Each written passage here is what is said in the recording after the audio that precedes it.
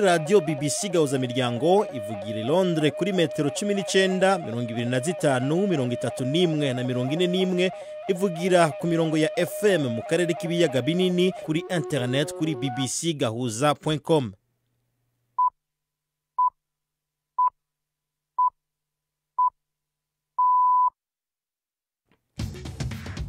Ubu ni saa 10 n'igice ku saha mpuzamakungu ya GMT, isaha 12 n'igice mu Rwanda no mu Burundi. Muri studio muri kumwe na Robert Patrick Misigaro. Nabahaye mwiriwe mwese duteze amatwi kuri no wa mbere tariki 1 z'ukwezi kwa kabiri 2021. Izi ni ngingo nkuru. Igisirikare ubu nico kiramuswa igihugu muri Myanmar nyuma y'itembagazo ry'ubutegetsi wari yiteze kurongora ico gihugu Aung San Suu Kyi akaba yatawe muri yombi. Mu Burundi urwego rujejwe kugenzura ibitangazamakuru CNC rwatanguye umubonano n'ibitangazamakuru vyahagaritswe nyuma y'akamo k'umukuru w'igihugu. Ikintu ca mbere cyo gushima nuko umukuru w'igihugu yasavye yuko ivyo biganiro vyoba ku munsi wa kane, mbere ku munsi wa gatanu ukeye umukuru wa CNC agaca aduha ubutumire. Murano makuru kandi turaja mu nkambi ya Kakuma muri Kenya ahavugwa impunzi y'umurundi imaze gushika ku bikorwa bishimishije atanguje 1,000 c'amashiringi ya Kenya. Ico gihumbi cyavuyemwo amafaranga arenga miliyoni 3 z'amakenya. Ubu turiko turavugana namwe. Mukanya muramenyaho iyo nyungu yavuye nkuko tumaze iminsi tubibashikiriza ku minsi ya mbere n'iya gatatu. Muganga araza kwishura ku bibazo mufise ku kiza ca COVID-19. Turafitiye ikiganiro c'inkino anamakuru ahagarikiwe na Jacques Nitegeka.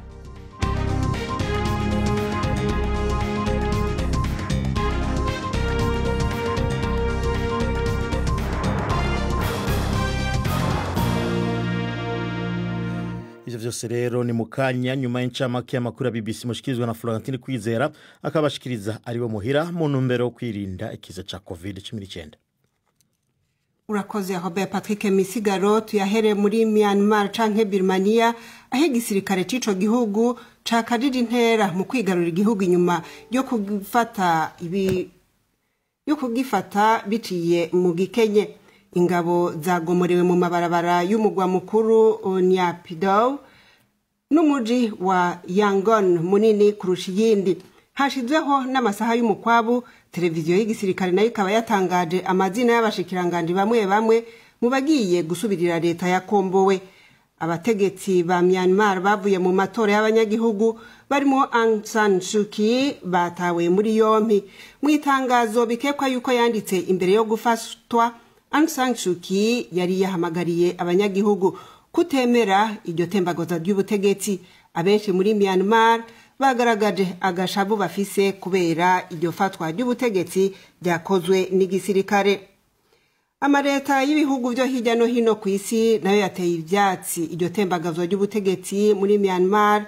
Leta Zunze Ubumwe za Amerika, Ubuyapani, Ubuhinde ndetse n'Ubumwe bwa Buraya bikaba byahamagariye abategetsi b'ico gihugu kubahiriza demokrasi. Umushikiranganje wa mbere w'Ubwongereza Boris Johnson we yasavye yuko abategetsi batari mu nzego z'umutekano bohabwa umwidegemvyo. Ubushinwa ari naco gihugu gifise uruhara runini mu guhanahana ibidandazwa na Myanmar gisaba impande zose kubahiriza ibwirizwa shingiro no gutsimbataza umutekano. Ariko rero ibindi bihugu bibanyi nka Thailand na Cambodia bivuga yuko kubona igisirikare cafashe ubutegetsi ari kibazo kiraba Myanmar ubwabo hagati yabo. Aho ni mu gihe Bangladesh ifise icizere yuko ibiganiro na Myanmar ku kibazo cawo co gutahukana impunzi z'abarohinja zigera kuri miliyoni bigiye kuzobandanya. Itangazo ryavuye mu bushikiranganje bw'imigenderanire n'amakungu risaba yuko amahoro, gutsimbataza umutekano na demokrasi byokomeza kubahirizwa. Abenshi mu mpunzi z'abarohinja muri kino gihe bacumbikiwe mu makambi muri Bangladesh bakaba bahunze ubwicanyi bwo muri 2017 aho muri Myanmar. Bangladesh ntinezerezwa no kubona ata mugambi wo gutahukana izo mpunzi mu buryo butunganije neza kandi kugushaka kwazo uhari. Ubu Bangladesh yatanguye kurungika izo mpunzi mu kigobe ca Bengal ariko ibi ntibibonwa kumwe na bose. Abakuru b'amashirahamwe akomakomeye abagira neza bemeza yuko abategetsi ba Ethiopia bababuza gushikiriza imfashanyo abagizwe ko n'ingaruka z'intambara mu karere ka Tigray. Jan Egeland ayoboye ikigo cyo gutanga imfashanyo Norwegian Refugee Council avuga yuko amashirahamwe atanga imfashanyo atashoboye gushika mu bice byo hagati no mu burengero bw'ako karere ndetse no mu makambi y'impunzi. Avuga yuko abaharugwa muri miliyoni bahunze intambara bakeneye imfashanyo. Inkuru ya Will Ross umishikizwa na Mark Niyonkuru. Mu rwandiko rudacirya nino Jan Egeland yavuze ko imfashanyo itari kwirashika ahigenewe muri Ethiopia. Umukuru w'ishyirahamwe ry'abagira neza rifasha impunzi Norwegian Refugee Agency yavuze ko mu myaka 40 amaze mu gisata c'abagira neza ari gake cyane yabonye ibikorwa byo gufasha bari mu kaga biburizwamwo. Iyi ni suzuma rikozwe n'umuntu yagendeye ibibanza byinshi biri mu ingwano nk'icegera c'umukuru w'igisata cy'ibikorwa vya ONU byo gutabara bari mu kaga. Leta ya Ethiopia gushika yaranse kugira ikivuze kuri ivyo birego, yongera yanka ko haba amatohoza yigenga kubivugwa ko agateka kazina muntu kahonyanzwe. Uwahoze ari perezida wa Afrika y'Epfo Jacob Zuma yatangaje yuko atazokwitaba sentare kandi atazokwemera kurahira imbere yo kubazwa nk'icabona mu rubanza gwerekeye ruswa. Bwana Zuma afise ibirego vyinshi vyerekeye ruswa ariko arabihakana. Avuga yuko ariko agwa mu mporero y'ubutungane buri mu kwaha kwa leta. Ni inkuru ya Andrew Harding mushikizwa na Prime Ndikumagenge. Igihe gikomeye noneho gishobora kuba kigiye gushika mu vya Jacob Zuma. Uwo yahoze ari umukuru w'igihugu ku mugaragaro yavuze ko atazosubira kumvira sentare y'igihugu ciwe yubahiriza ibwirizwa shingiro. Abagize iyo sentare bafashe ingingo atanumwe avuyemwo ko Zuma ategerezwa kwishura ibibazo mu matohoza ajanye n'ibiturire byaranze cyane imyaka 10 y'ubutegetsi bwiwe. Hamwe yo kwanka ashobora gufatwa. Ariko mwitangazo Zuma yamenyesheje yuko adatinya umunyororo, aca agaragaza kwerekana yuko ariko arazira amarementanya ya politiki. Iyi ni mikenyuro imenyerewe kuri uwo mugabo yamaze imyaka 10 akoresha amayeri kugira ntaje imbere ya sentare ku birego byinshi vy'ibiturire. Abanyafrika y'Epfo benshi baracibuka ingene yitanze cyane mu ntambara yo kuvana Afrika y'Epfo mu ntwara ya apartheid, bakaba bamwifuriza gutekanirwa mu buzima bw'izabukuru. Abandi bagereranya Zuma na Donald Trump bakabona yuko hari bikeneye gukosorwa no guhanwa niba iyo demokrasi nshasha ishaka kuva mu myaka inzego zimaze zarabunzwe. Ndangirize mu Burusiya aho umutamukanyi w'umunyapolitike atavuga rumwe n'ubutegetsi bw'Uburusiya Alexei Navalny amenyesha yuko azokungururiza ingingo yo guhabwa ihadabu yaciwe kubera kuja mu myerekano yo gushigikira umugabo wiwe.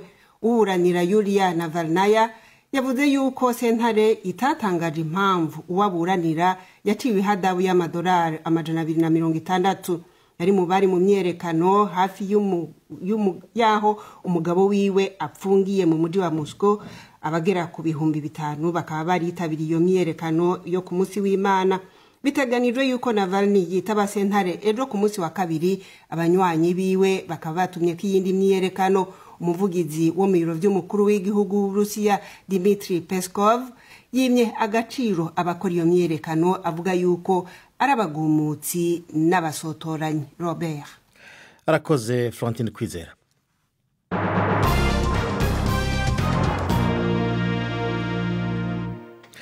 Tuhere no makuru ku nkuru ivugwa cyane mu makungu. Igisirikare ca Myanmar cafashe ubutegetsi nyuma yo guta muri yombi Aung San Suu Kyi hamwe n'abandi barongozi batowe biciye muri demokrasi.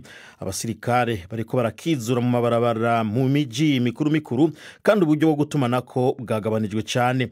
Umugaba mukuru w'igisirikare ubu niwe aramutswe igihugu. Hakaba kandi hashizwe ko amategeko y'ibihe bidasanzwe azomara ikiringo c'umwaka nkuko vyatangajwe na televiziyo y'igisirikare. Ibi bikurikiye intsinzi ikomeye y'umugambwe wa Madame Suki mu matora. Igisirikare cavuze ko yaranzwe n'ubusuma. Yahamagariye abamushigikiye kutemera ivyabaye bakaja mu myerekano yo kwiyamiriza itembagazo ry'ubutegetsi. Ni inkuru ya Jonathan Head mushikirizwa na Yvette Kabatesi.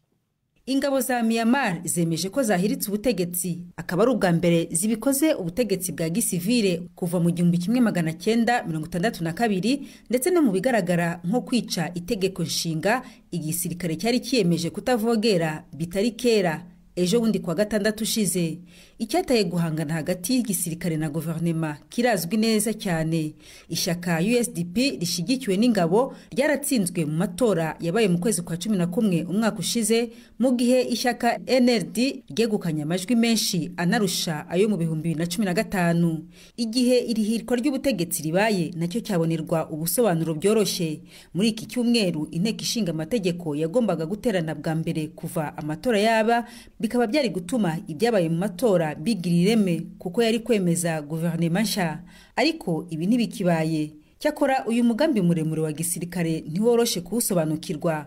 Ese niki bitegura kuzakora umwaka wose bihaye wo kuyobora igihugu? Abaturage bazagira uburakari kubera iryo hirikwa ry'ubutegetsi nyuma y'igihe gito amatora abaye, aho abagera kuri 70% birengagije icyorezo cya COVID-19 kugira ngo batore ku bwinshi Aung San Suu Kyi. Nk'umuntu uzwiho kutavugirwamo, birashoboka ko yakwemera ibyo asabwa imbunda imuri ku mutwe. Mugenzi we Perezida Win Min niwe muntu wenyine wari wemerewe n'itegeko nshinga gutangaza ibihe bidasanzwe mu gihugu, ariko nawe bafunganywe hamwe. Kugeza ubu iki gikorwa cya gisirikare gisa n'icyahubutse ndetse kirashira igihugu cya Myanmar mu nzira isa n'itizewe. Yari inkuru ya Jonathan Her mwashikirizwa na Yvette Kabatesi. Twandanirize mu burengero bwa Afrika.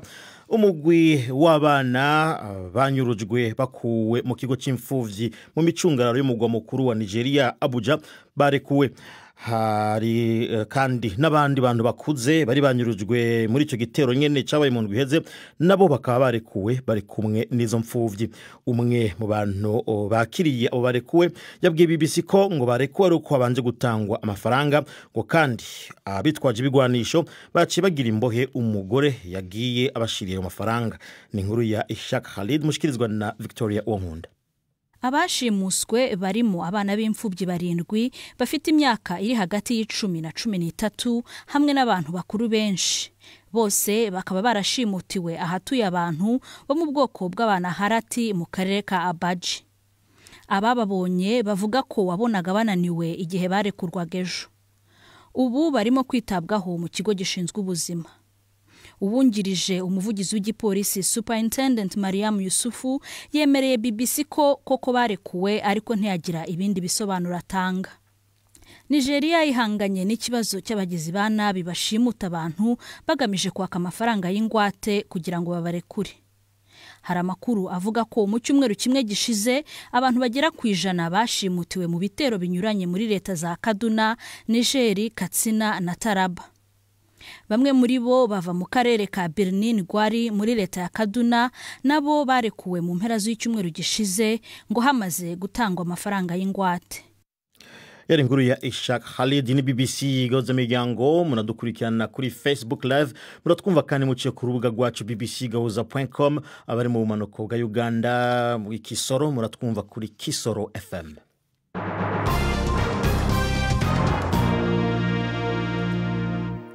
Isaha imwe bura iminota 17 Kigali mu Rwanda ni Bujumbura mu Burundi.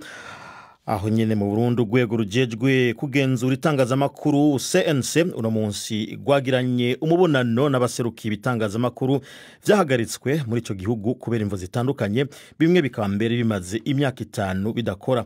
Uwo mubonano ukurikiye ivyasabwe n'umukuru w'igihugu Evariste Ndayishimiye mu ndwi iheze, aho yasaba CNC kubonana n'ivyo bitangazamakuru mu ntumbero yuko vyosubira kwemererwa gukorera mu Burundi. Umuyobozi w'iradio Bonesha FM, imwe mu maradio ataragikora, Leon Masengo yari muri uwo mubonano, tukaba twavuganye ambanza kumubaza ingene vyagenze.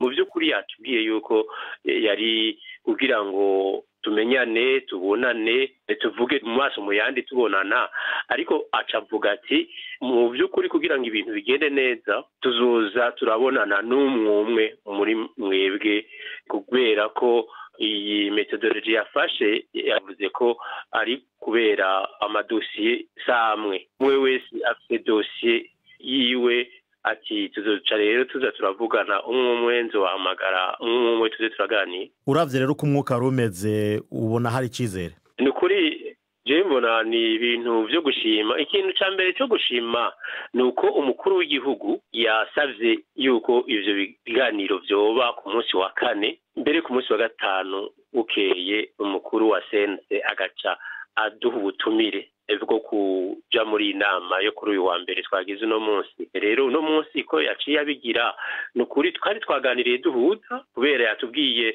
ingene yifuza ko vyogenda, dusanga niko vyogenda. Hama urabona nukuri ko hariho iryo shaka yuko iyi dosiye yova mu nzira. Mbere yabitubwiye ati je nifuza yuko iyi dosiye mu maguru masha yoba yamaze guhera, ariko kandi ati nitwihute tugende twitonda tuzoganira, kandi je ndabona ndizeye yuko tuzoshika ku kintu ciza, iki cimviro c'umukuru w'igihugu wa Marati agasubira gukora tuganiriye. Hanyuma mwebwe nkabonesha FM nkuko uvyifuza nk'ubishitse nko mu minsi mike bikagenda neza ati subira mukore, muriteguriye guca musubira gukora canke mwovuga muti dutwara umwanya, muhagaze gute? Urumva ibikoresho vyacu, ivyuma vyacu urabona bimaze imyaka 5 bidakora, vyarononekaye, ibitoba vyarononekaye. Ikintu tuzosaba nuko iri shaka ry'umukuru w'igihugu ribandanya ritera imbere, no kuvuga nko gushigikira amaradiyo. Ibwirizwa shingiro rirategekanya ikigega cyo gushigikira amaradiyo. Urumva rero ko iryo shaka ryuko twosubira gukora twisunga amategeko, hama byoca rikwirikirwa no gushigikira rero ayo maradiyo bizwi neza yuko yagize ingorane zitandukanye, hama tukadodora hirya no hino n'abandi bagira neza. Turafise abandi twahora dukorana kera bemera akamaro k'amaradiyo, bashigikiye ubwigenge bwo kumenyesha amakuru.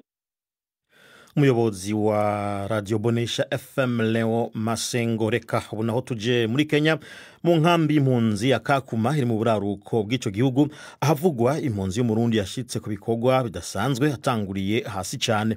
Innocent Havyarimana afatwa nk'umwe mu bafashije kugwanya ikiza ca coronavirus muri iyo nkambi mu kuronsa abayibamwo isabuni izimbutse, rimwe na rimwe akanayitanga kuri gusa ku batishoboye.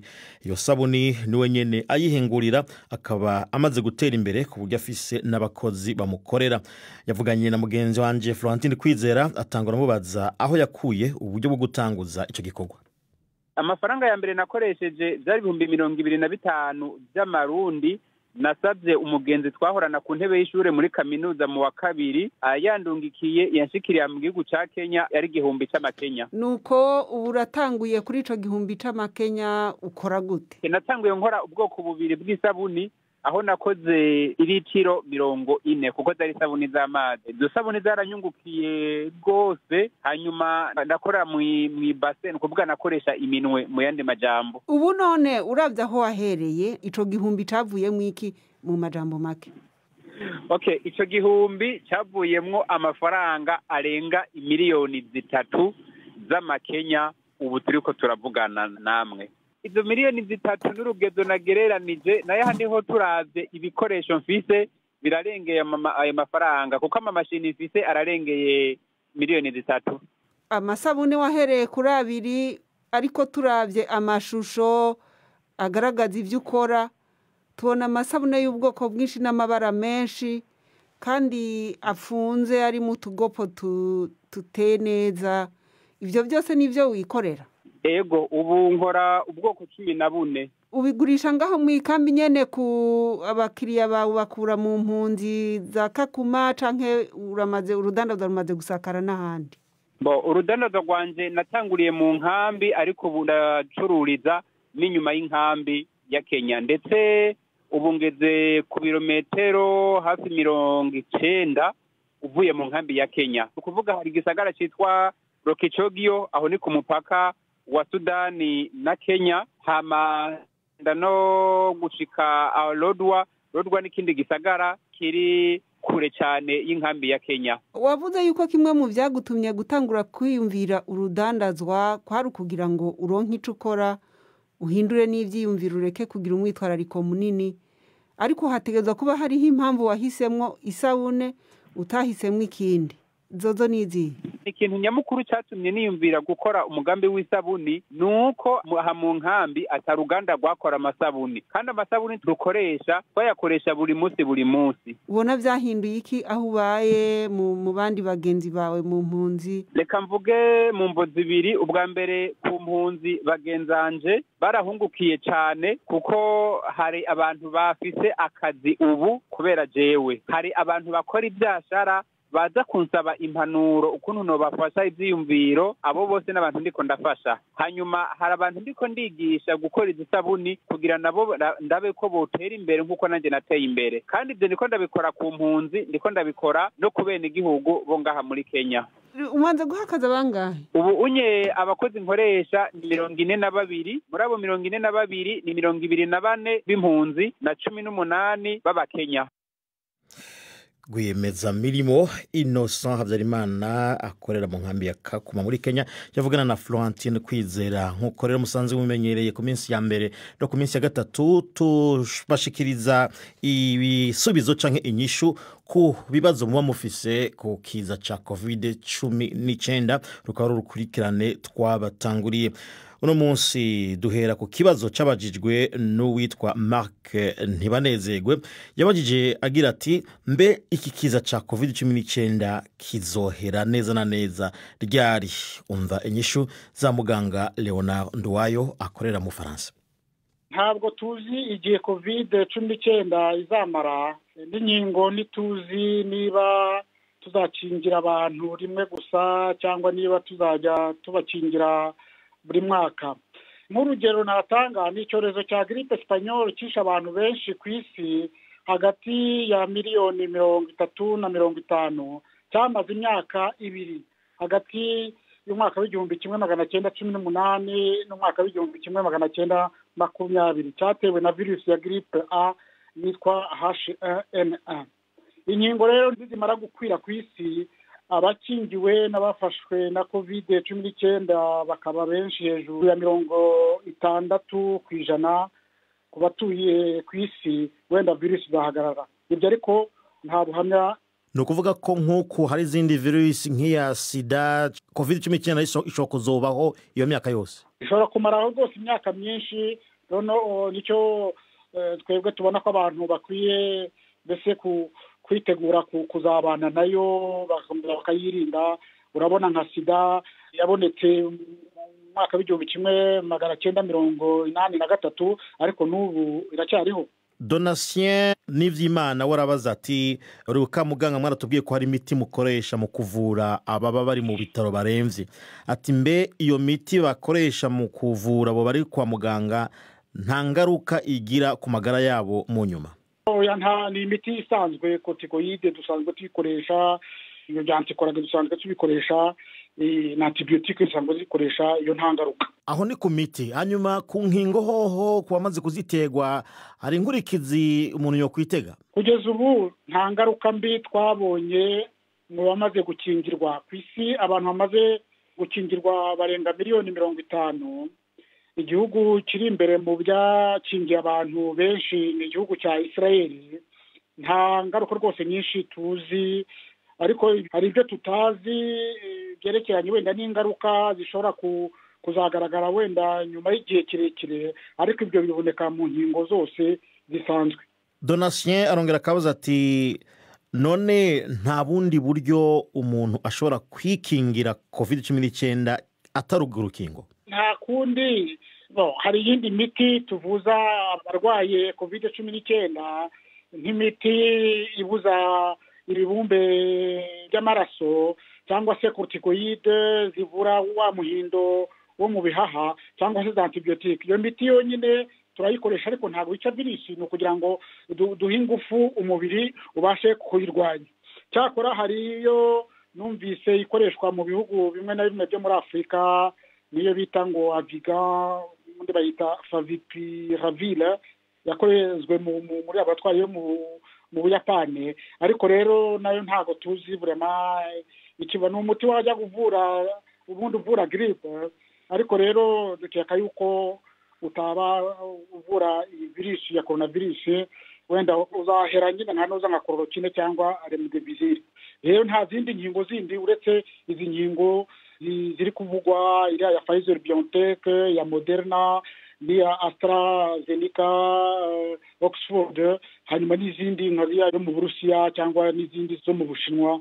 Izo rero ni inkingo zizwi, ariko hari n'izindi barimo kugerageza zizasohoka mu minsi iri imbere nk'iza Johnson & Johnson, nazo zizaza nko mu kwezi kwa kabiri. Izi nkingo rero dufite n'izo nyine zivugwa, ubwo izindi zizaza nyuma y'igihe. Muganga Leonard Nduwayo.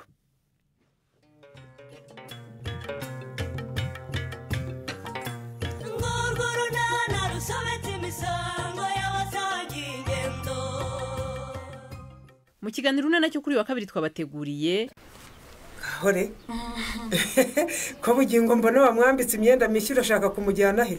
Ubwo se mama urabona aka gashati n'agapantaro bitamubereye? Biramubereye da utu twenda ahubwo we ni twiza cyane. None se urashaka kumujyana he? Ni 12:45 kuri BBC. Nejo rero kuwa kabiri bunaho n'umwanya w'iganiro c'inkino mwateguriwe na Yves Bucyana. Imikino kuri BBC gahuza miryango. Mwiriweho nshuti bakunzi ba BBC, amakuru y'imikino nyahere mu mikino yo guhatanira igikombe cya Afrika ku bakinnyi bakina imbere mu gihugu. Imikino iri kubera mu gihugu cya Cameroon. Ikipe y'u Rwanda Amavubi yarayisezerewe mu mukino wa 1/4. Amavubi yarayatsinzwe na Guinea igitego 1-0. Amavubi atahabwaga amahirwe kuri uwo mukino ntiyashoboye kubyaza umusaruro ikarita itukura yahawe umukinnyi wa Guinea, ndetse inshuro ebyiri u Rwanda rwabonye zo gushyira umupira mu nshundura. Harimo ishoti ryatewe na Sugira Ernest, umupira ugarurwa n'igiti kizamu. Reka noneho turebe uko Amavubi yitwaye mu mboni y'abasesenguzi b'umupira w'amaguru. Navuganye na Abdul Jabbar Romario ari i Kigali. Binje mukino basa naho bakinira inyuma, bityo bigaha ikipe ya Guinea kubataka cyane. Icya kabiri, kuva Jacques avamo ku munota wa 12 akimara kuvamo, byagaragaye ko hari icyuho gikomeye cyane mu byerekeranye no gutahizamu, kuko niwe mukinyi warukenewe muri uriya mukino, ufite inararibonye ihagije ku rwego rukomeye mpuzamahanga, wagombaga kuyobora abandi be mu kibuga.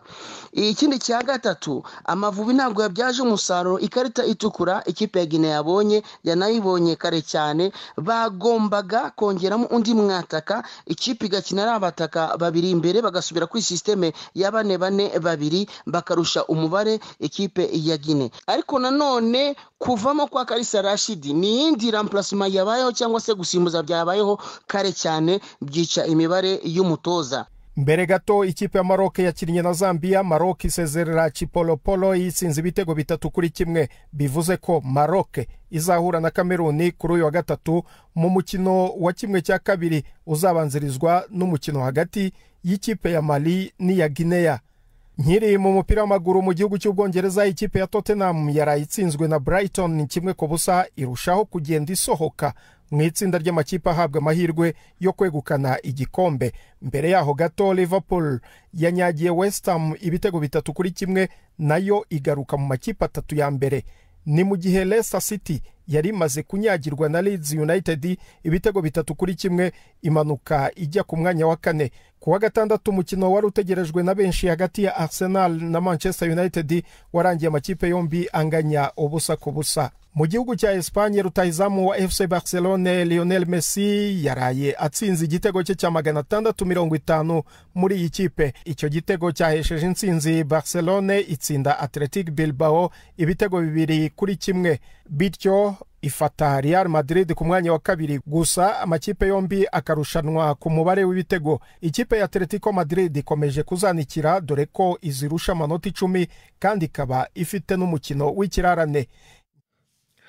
Arakoze Yves Bucyana kuri ayo makuru y'inkino, akaba ari nayo asoje amakiganiro cyacu cy'uno munsi. Mwari kumwe na Robert Patrick Misigaro, uhagarariye amakuru ni Jacques Niteka. Mwakoze mwese kudutega amatwi. Amakuru mashobora kwandanya muyakurikirana ku rubuga rwacu bbcgahuza.com cyangwa mukagarukanga kuri Facebook mugasubira kuyakurikirana.